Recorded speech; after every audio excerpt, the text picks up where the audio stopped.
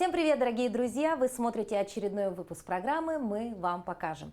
В рамках нашего проекта мы не перестаем удивляться тому, насколько богата якутская земля народными умельцами. И сегодня мы побываем в гостях у одного из замечательных мастеров республики. Это народный мастер Российской Федерации, отличник культуры Республики Саха-Якутия Александр Винокуров. Он является мастером-косторезом, ну и, конечно, поговорим об его вот таком увлечении и хобби более подробнее. И он уже ждет нас. Знакомьтесь, Александр, здравствуйте. Здравствуйте. Здравствуйте. Ну, во-первых, спасибо большое, что пригласили нас в гости. Конечно, мастерская ваша – это практически, наверное, ваш второй дом, правильно? И есть здесь что показать и о чем поговорить. Ну и, конечно, давайте сначала поговорим о ваших работах. Вот здесь мы видим. Во-первых, очень рад, что вы пришли в гости. И начну сразу с того, что, вот, например, как я член Союза художников России, хочу телеканалу Якутия-24 передать в подарок, дар телеканалу. Вот так вот. И даже подарками нас одаривают, да, вот здесь насколько такой гостеприимный и добрый человек. Спасибо большое. Здесь, конечно, наверное, собраны все народные, да, мастера, умельцы, художники, косторезы, да, скульпторы, все здесь. Вот этот справочник сделан к 80-летию Союза художников Якутии, и она в полном объеме здесь все, которые вам необходимо сейчас по всем секторам, вот здесь все художники. Всех найдем. Да, ну всех что, я найдете. думаю, благодаря именно этому сборнику теперь у нас появится все больше и больше, да, героев нашего проекта мы вам покажем. Спасибо вам большое. Хорошо, движемся дальше. Так. Что тут у нас? Лично я работаю по всем видам резьбы. Объемные, рельефные, барельефные. И сперва начнем материалы. Вот у нас есть рог оленя, который мы тоже используем. Вот попробуйте сами, какая она легкая, пористая. Вообще воздушная практически, да? И это один из видов. Вот из них, например, делаем вот такие брелочки, такие, которые разрезаем и используем как да. А также используем как рельефное, для рельефа материал. То есть здесь просто так, для красоты вырезаете, да? Да, в основном рельефные, прорезные и рельефные изделия. Популярные, да, изделия? Да. Вот также, так.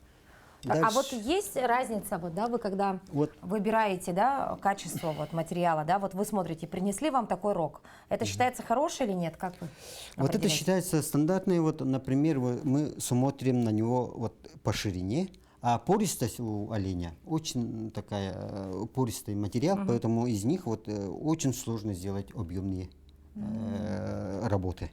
Поэтому в основном брелоки, да, и изображения. Да. И продолжение дальше идем. Вот здесь у нас предоставление материал. Например, даже рог лося есть у меня. И сразу здесь смотрим, какие бывают. С таким оттенком.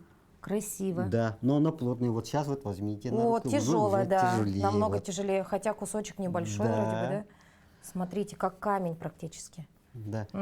Есть это тоже также рог лося, но видите, уже пористость. Да, много уже этих дырочек, да? Да, тоже верхняя сторона, она плотная будет, но где лапа, скажем так. Так интересно, совершенно два разных, да, материала, как будто бы, да, а по весу практически одинаковые. И все из-за этой пористости, видите?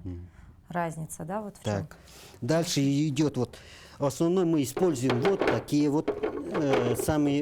самая плотная сторона, сейчас уже тот же рог лося. Да, они тоже разные бывают, пористые и плотные. По цвету. Поэтому очень... есть самый такой хороший материал, считаемый такой широкий.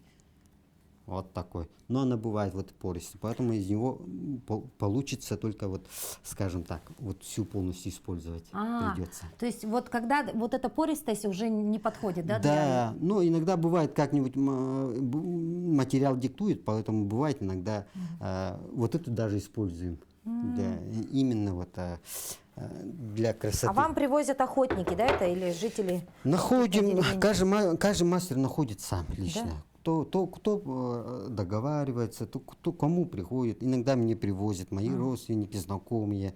Иногда я сам, бывает, покупаю. Это все лось? Это все лось. А теперь, вот есть у нас снежный баран. Вот такой, тоже скажем. Вот это мы тоже используем. Вот это, да, вот недавно вот приобретенный материал. Поэтому я тоже буду думать. Можно использовать. Вот здесь сделайте, наверное, Да, изображение. можно да? прорезные, можно как подставку, можно самому сделать. Вот она вот когда обрабатываешь, интересный, как янтарь бывает. Да вы что? Да, вот оттенок. А там пустота такая Да, останется, да? пустота, ага. Смотрите, пустота останется. Интересная у вас работа, да? Так, а теперь переходим к бивню мамонта непосредственно. Да. Вот самый интересный материал, вот она. Это считается щепа, да? Вот смотрите, какой он невзрачный. Вот О, всё а что-то из этого можно сыпется. сделать, что ли, что-то еще? Да, вот видите, думаешь, что из него сделать. Вот эта сторона половина была. И если постараться, то получится вот такой рельеф. Сейчас мы увидим, что сделали из второй половинки. да. Вот она. Вот видите, в этом деле, да, у косторезов ничего не утилизируется, да? Да, Не все выбрасывается. используемся, да. Вот с задней стороны, вот, например, та же вот эта сторона осталась. Посмотрите, Да, какая она тонкая. Вот, обрабатывается и руками бывает со всеми. И вот я вот сделал, вот только закончил. Работа называется «Нефтяники». Вот, смотрите-ка, Да. мы же видим, да, тут в работе. Ребята, да, очень здорово. То есть из той половинки тоже выйдет такая же красота. Но вот из той половинки тоже думаю, потому что видите как, она вот чуть-чуть плотнее была, а потом вот вторая сторона, вот видите, вот так толстая бала, потом утоньшается. Вот. И вот она расслаивается. Дальше идем. Вот у нас идет природный материал, тоже бивень мамонта, да? И вот смотрите, от содействия природы и атмосферной температуры она превращается в разных текстур, имеющие. Вот окрас синий, например. Это натуральный. Это натуральный. Вот как найдено. И видите, как она идет? Вот так. Да, Под да, углом. вот она вот расслабится, наружная сторона, и можно из них использовать вот, пожалуйста, брелочки. А, то есть Да. это на брелочке. На брелочки. Вот, смотрите, да. Также можно это использовать как рельефный, то использовать точно тоже надо. А вот это в этот цвет не меняете, вы оставляете его, да? Голубенький. Стараюсь, например, использовать саму текстуру как краска. Вот здесь, вот, например, вот здесь она синяя А, тоже вы была. сохранили здесь, да, вот этот оттенок. Оттенок оставил. Вот это натуральный, вот это Природы? от действия атмосферной. От сырости, вот от влаги, вот, например, получилось. Вот такой цвет. Сохранили, Так. да? И еще это не... вот идем дальше. Например, вот, да, кстати, вот самый высший сорт смотрится вот так. Вот это натуральное. Видите, ни трещины, ничего нету. Вот наружная сторона. А вот я подготовил, например, и планирую из него сделать вот рельеф. Именно полностью рельеф. И тяжелое такое, да? Вот она уже плотная. Очень тяжелая, очень тяжелая. Вроде тонкая, да? И я еще представляю, сколько это стоит сейчас уже. Очень много, да? Да, Вот это? да, вот очень дорогой материал, поэтому мы очень долго думаем, что из него сделать. Правильно, Вот надо так. подумать. А вот само вот цельное детеныша мамонтенка, который может даже 20, может 40 даже тысяч лет тому назад, вот можете вот потрогать. Вот она в цельном вот таком варианте. Какая красота. С ума сойти. Держишь историю в руках, да? А вот эти трещины, это хорошо или плохо, Александр? Вот именно детская, вот она не получается из них объемные работы, они потому что вот так расслаиваются. Расслаиваются. Они более вот подвержены к расслою. Вот, например, вот у нас пошло вот объемная работа, да, вот она, и бивень мамонта. Вот видите, нету, Трещины трещины таких, да? нету. Ага. То есть это вот такой толстый был, да? Да, получается? вот большой был. Вот я вам покажу. Вот он, бивень. Вот она, внутренняя сторона. А, то есть вы внутреннюю часть сделали Вот для статуэтки? трещина, она расслаивалась, и вот потихоньку вот так берете. А это вы еще оставите для... Да, вот для других работ использовать будем. Ну, какая Будем красота. думать. Так, хорошо. А здесь вот мы можем посмотреть побольше работ, да, сейчас ваших? Да, вот Расскажите здесь я могу немножко. представить работу, вот, которая сейчас у меня находится в наличии. Вот, из бивня мамонта, из рога лося. В основном сейчас объемные работы делаю вот из рога лося, потому что материал доступней, дешевый. И вот, скажем так, ну вот, и интересный тоже по-своему. Хотя из бивня мамонта не сравнить. Не сравнить? Не Ну, а вы сравнить. нам визуально покажите. Я, например, не различаю, где здесь Вот. лось, а где здесь мамонт. Когда берете материал и смотрите, и вот здесь идет, вот видите, когда она обработана, вот она, есть сама вот какая-то текстура такая интересная. Это Вот это бивень мамонта. И она плотная, и она, вот мелкие части, вот видите, вот она, сразу видны. Да? А берем рог лося. берем. Вот. Видите? Она пористая, поэтому также и сделаю, но она менее заметна, мелкие части. Вот это бивень мамонта рядом, а вот этот рог лося. Видите? Даже вот лицо дал, вот, мелкие уже не видны. Скажем, вот белый, вот это рельеф, да? Сразу видно вот так. Вот видите, какая интересная. Вот все, что мелкие делаете, делается, она все видно. Вот даже трава, вот папоротниковые, например, вот деревья, все видно, все заметно. Тонкие, они плотные, поэтому очень хорошо заметны. А вот если взять вот здесь, вот в этом зале, самая дорогая работа это какая будет? Из готовой продукции здесь? Если так, примерно. Так, лично для меня это вот она моя первая работа. В 2001 году я когда начинал, в 2000 году, в 2001 году я вот это первая моя работа, «Друзья» называется. Друзья? Из рога лося. А почему выбрали пингвинов именно? Пингвинов выбрал, потому что, как, знаете, вот Арктика, Антарктика, они как бы, хоть и другой полюс, но как люди вот объединил, как бы. То есть захотели сделать такое? Да. И вот здесь все дорогие. Вот, например, то, что вот, например, я как художник, я ответственен честности вот своей работы. Вот то, что вот у нас есть, вот, например, вот все относится, вот Саха, вот, например, вот это мой сын, да, я вот 20 лет тому назад я еще хотел сделать, даже больше, наверное. Из дерева сперва хотел делать. Потом вот, видите, 20 лет держал в голове, потом все-таки сделал. Воплотили, да? Да, мечту воплотил. И все, вот так посмотреть, все относится к истории своей. К истории. То есть Да. не просто так делаете, да? Да, Так, все. здесь тоже работа. Вот это очень красиво. Вот эта работа Василия Николаевича Амдаева, моего учителя. И здесь работа Николая Даниловича Амдаева. И вот интересный нож, это работа 70-х годов, сделал наш отец Николай Данилович Амдаев.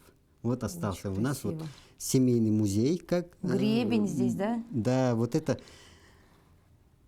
Очень красиво. Вот, видите, оттенок дает даже Да, вот, темный, желтоватый такой же бывает. желтоватый. Вот этот материал, не угадаете, скорее всего. Это Нет, конечно. мурж. Мурж? Клык муржа. Видите? Вот из него сделать объемные очень сложно, так как она трескается. И вот если вот свежие, то еще можно сделать там. Ну, они в основном работают. А тут Василий Николаевич из него рельеф тотем сделал. Видите? Используя 3 материала. Клык моржа, рог лося и кап, корень. Вот так вот. Вот. Как у вас здесь красиво. Вот, дальше идем, вот сын, старший сын, когда учился, вот, училище, вот, он работал, и вот его работы вот остался в семейной коллекции. Очень. Вот. То есть у вас и сын тоже стал косторезом, да? Да, он косторез, а также он дальше продолжил эту, он сейчас закончил Репинскую скульптуру, институт Репинский в Санкт-Петербурге, сейчас преподает в колледже технологии и дизайна. Вот смотрите, сразу видно, да, уже такой какой-то молодой взгляд на работу костореза. Тут, знаете, такая открытая пасть медведя, да, это или кто?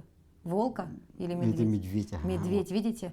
сразу же как бы идет. Да, такой более современный такой, да, вид. Да. Различные какие-то тотемные вещи, да, здесь. Тотемный. Вот, видите? То есть новое поколение видит уже, да, это совершенно другими глазами, да? И совсем. Вот его работа. Тоже вот Посмотрите, удачливый какая красота. рыбак. Счастливый рыбак со своим трофеем и собачка рядом, да? Также вот здесь представил я работу моей жены, Марии Николаевны. Жена тоже в деле? Да, Жена тоже в деле? Да, вот она когда-то сделала, вот до сих пор она у нас в семейной свое достойное место тоже. Занимает. Да. Так, значит, Вот у вас работа Инны. отец занимался, да? 3 поколения косторезов. 3 поколения. 3 косторезов. Сейчас вот из 3-го поколения мой старший сын и средняя дочка. Но хотя он старший сын хоть и скульптором стал, но это у него тоже как мастер косторез есть. То есть азы были все равно вот с костью работал, да? Да. А потом стал уже. А Инна, средняя дочка, чисто по кости тоже не стала заниматься. Сейчас она в агики, в графику. Ну то есть Старшая дочка живопись. Получается, мы сейчас 4 сектора. Скульптура, живопись, графика и вот резьба по кости. вы представляете, какая талантливая семья, да? Ну и я думаю, здесь, конечно, вам уже можно будет целый дом потом открывать. Дом такой, культурный дом, где у вас будут все работы выставлены, дочки, сыны. Ну, я вам открою, скажем, не секрет, а так как я мужчина, я вот, чтобы выполнить свое вот, желание свое, я сразу выговариваю. Я вот, мы вот с семьей начинаем вот музей. Уже. Да, вот это мастерской нашего родоначальника династии, его восстанавливаем, и будет там музей. Вот так.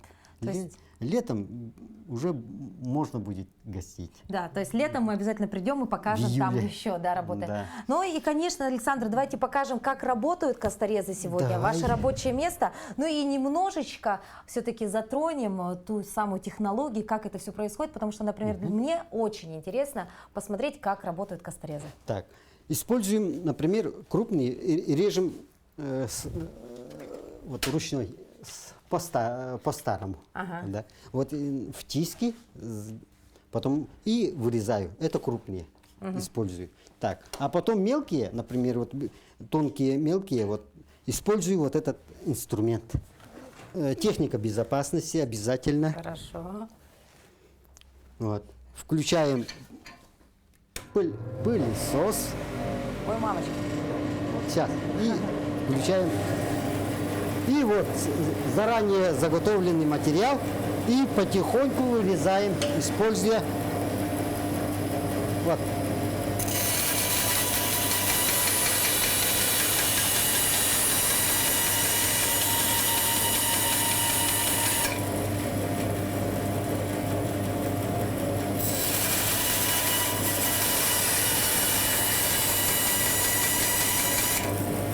Вот в таком плане.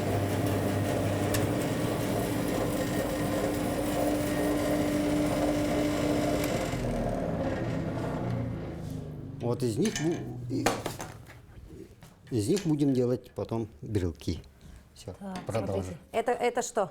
Это бивень мамонта. Это бивень мамонта. Да. Вот Я так. еще хочу показать вот один. Вот смотрите. Это бивень мамонта. А почему он такой темный? Это хорошо или плохо? Видите? Посмотрите, сколько Как здесь. она вот тут, посмотрите, чем отличается бивень мамонта от рогалуся. Она бывает разного цвета. Вот. Это как шоколадного цвета, и это тоже от атмосферной. Вот она превращается вот так. Из них вот. Но это все рельеф, да, будет у вас только? Вот что вы будете делать? Вот эту саму можно использовать как барельеф. Да? А так она даже само вот у Вот меня просто рука, поставить. да, у меня рука не подходит, Не поднимается? идет, да, что вот это как пока такого не найду, она будет сохранена. А если второй такой экземпляр будет, Да, тогда вот будете... это использую. Смотрите, ну действительно, обратите внимание, посмотрите, как все расслоилось. Такие тоненькие слои, да вообще просто очень красиво.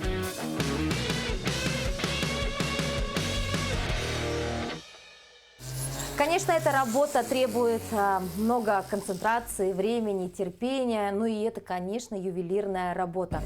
И вот сейчас наш мастер работает над такой гравировкой на, я так понимаю, что это бивень, да? Это бивень? Бивень мамонта. Это бивень мамонта, то есть он делает такой брелок, очень мелкие детали прорабатывает.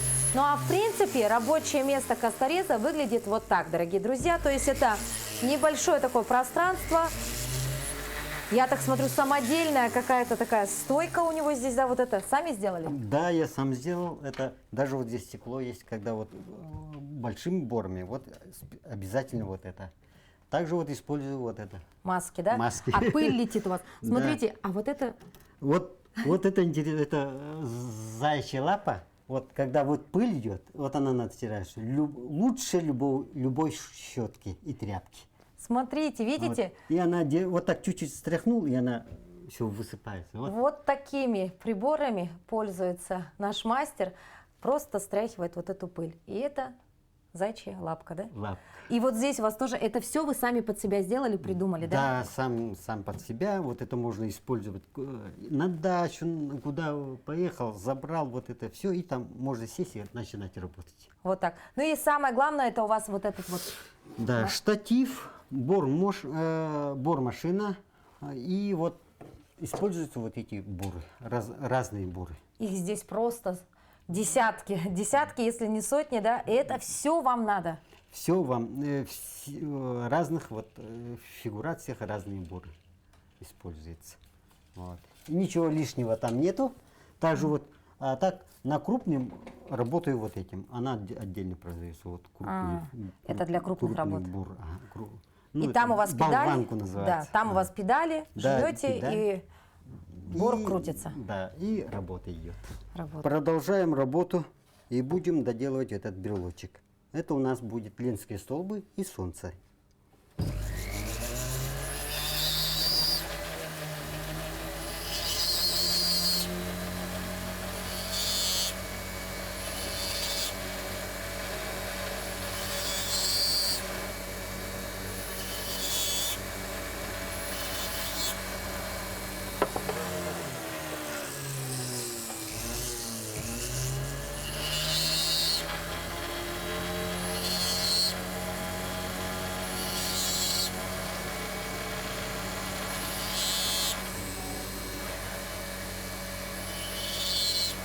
Все готово, работа закончена, последний штрих. Последний штрих это что? Шлифовка. Шлифовка. Там. Товарного Пойдемте. вида. Пойдемте. Подача товарного вида. Хорошо, пойдемте. Так. Так. Используется шлифмашина HM2. Она двухскоростной. Вот. Включаем при шлифовке включаем на вторую скорость, самую быструю. И работа пошла. Вот. Берем пасту. Чуть-чуть. И все. И шлифуем. Держится очень уверенно, надо держать. Крепко. Крепкие руки. Вот. Чуть-чуть переворшил, не так сделал, она улетит и сломается. Поэтому вот руки должны быть очень такие уверенно твердые. Вот вам. Все. Вот эта работа закончена. Вот, смотрите. Буквально еще одна минутка, и все. Появился, как говорит наш мастер, товарный вид. А это та самая глянцевая поверхность. Ленские столбы видны, солнышко видно, но и сзади вот такой хоресхал. А теперь всего лишь остался его закрепить. Ага, Да. пойдемте. У нас для этого, вот, например, вот используем вот эти держатели. А, то есть, чтобы Да. прикрепить так к ключам. Фурнитуру. Установить фурнитуру. Вот так берется. Ну, мы, конечно же, последнюю часть поймали, да, так сказать. Да. Да? Вообще, сколько по времени, да, уходит у вас на изготовление, ну, вот такого, допустим, брелока? Сколько? Если материал есть подходящий, как интересно смотришь, вот бывает там, в зависимости от сложности. Мгм. Ну, вот этот, допустим, за сколько могли бы сделать? За час, за два? Ну, где-то так. То есть быстро. Быстро. А вот Но скажите- подходящий материал будет быстро. А. Ну и самое главное, вот здесь нужен настрой. Да? Да. Человек должен быть, это же тоже как спорт. Например, я 3-4 месяца не работаю, потом уже у меня руки уже становятся не те. А вообще откуда берете идеи? Это у вас вот в голове все всплывает, или вы смотрите какие-то книги, возможно, может быть? В основном здесь, я думаю, очень много зависит от истории. Вот знать историю, это и не зря называется мягкая сила. А силу дает вот именно вот историю. Вот. Так как вот сейчас вот хочу всех поздравить, то, что вот дали вот городу нашу трудовой славы. Трудовой город, славы. Да. Это говорит о том, что наши деды, отцы, деды и прадеды не зря работали. Не зря. И нам надо держать этот путь. Путь, ага. А вот еще один вопрос. А бывает же все-таки, когда ломается что-то? Ну, допустим, вот вы что-то переборщили, да, или, допустим, передержали, или где-то перепилили, да? Вот что в этом случае делаете? Этот вопрос относится к тому, насколько времени уходит. Да? Бывает, можно сделать за 2 часа, а можно 2 дня потерять. Вот, например, вот я вот делал оленя из бивня мамонта, да? Вот вроде бы я полностью закончил, осталось-то там ошкурить и это самое. Потом какой-то момент чуть-чуть ошибку сделал. Именно вот от того, что вот долго не работал, потом приходишь и чуть ошибку сделал, не так сделал, она улетела и вот все сломалось. И получается... То есть, смотрите, да, сломались ножки, отломились рога. рога. Нет, уши. А отдельно уши. я делал вот такие рожки. Вот у меня получается олень, который не смог. Теперь без ушей, без ног. Получается. Но это ничего. Будем продолжать. А то есть вы сделаете и приклеите еще, или уже не клеится это? Ну, Это все уже? я буду, может быть, из него другой работы сделаю. Что придет, какой материал будет, даже того же пингвина может получиться, да? Вот. И буду думать, а потом уже отдельно другую, потому что склеивать, и это уже как-то не то. Это некачественно. Это уже некачественно и для себя, вот как для мастера, вот это что-то лепить, крепить, это да, вот в каких-то моментах это нужно, когда вот материалы. А когда есть материал и пытаться то, что сломался, что-то обратно вот клеить, это не надо так делать, если есть возможность. Александр, мы благодарим вас за то, что пригласили нас в свою мастерскую. Действительно, очень удивительное место, и отрадно то, что вы передаете свои навыки своим детям. Возможно, в будущем и внуки будут этим заниматься, да? Ну и, конечно, мы вас от всей души благодарим еще раз и желаем вам всего самого наилучшего. В свою очередь, я тоже хочу поблагодарить. И результат нашей сегодняшней совместной работы хочу на память оставить, чтобы это наша память нашей сегодняшней встречи была надолго. Обратите внимание, теперь и у меня есть вот такой замечательный брелок ручной работы от самого, наверное, именитого костореза нашей республики. Это Александр Винокуров. Спасибо вам большое еще раз. И я думаю, мы не прощаемся и придем к вам еще раз. Спасибо. Буду очень рад.